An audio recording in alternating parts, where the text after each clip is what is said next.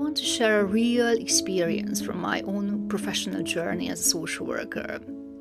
This story reflects how trauma responses can appear during conflict situations, and why recognizing the human experience beneath the behavior is so important in trauma-informed practice. There was a period in my social work career when I was supporting a young person in care who was preparing to transition into independent living. On paper, everything looked straightforward. Meetings were arranged, pathway plans were developed, professions were involved, and support services were in place.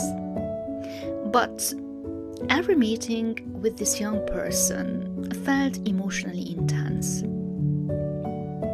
Whenever we discussed responsibilities, accommodation, budgeting, or future planning, he would suddenly become defensive, angry, or completely withdrawn.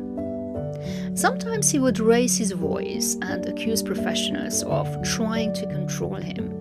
Other times, he would sit in silence, avoid eye contact, or leave the meeting entirely. At first, some professionals interpreted his behavior as disrespectful, manipulative, or non-compliant. But as a trauma-informed social worker, I realized there was something deeper happening beneath the surface. This young person had experienced years of instability, rejection, broken trust, and multiple placement moves throughout childhood. Every adult-led meeting reminded him of situations where decisions had been made about his life without his voice being heard. What looked like challenging behavior was actually a trauma response. His anger was protection. His withdrawal was emotional survivor. His defensiveness was fear. I remember one particular meeting where tensions became very high.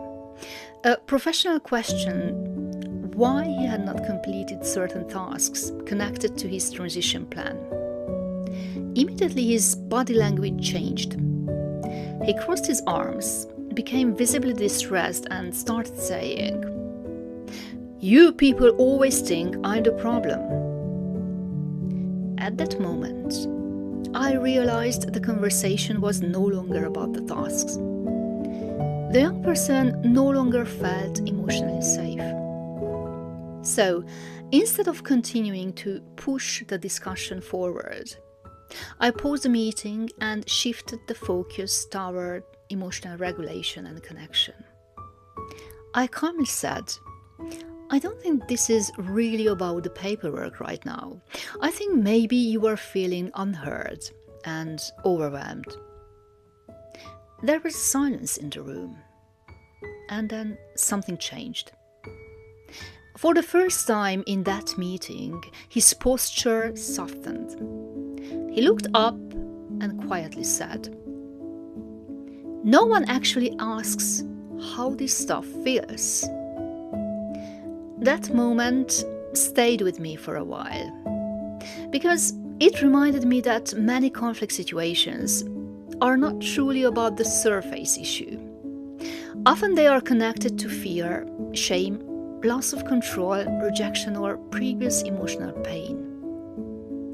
As a trauma expert Bessa von der Kolk says, being able to feel safe with other people is probably the single most important aspect of mental health.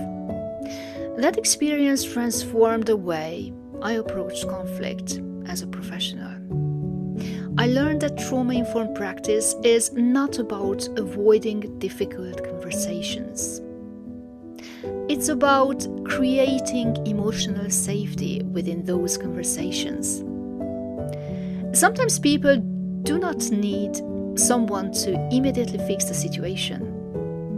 Sometimes they need someone who can remain calm enough to help them feel safe, heard, and understood.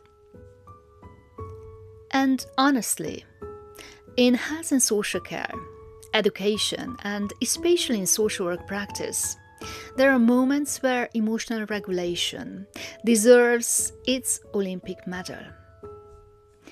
Because staying calm while someone is shouting, another professional is panicking, and the Wi-Fi disconnects during an online meeting truly requires advanced skills.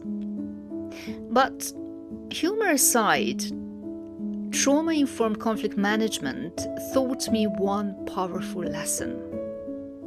Behind many behaviors is a person trying to protect themselves from emotional pain.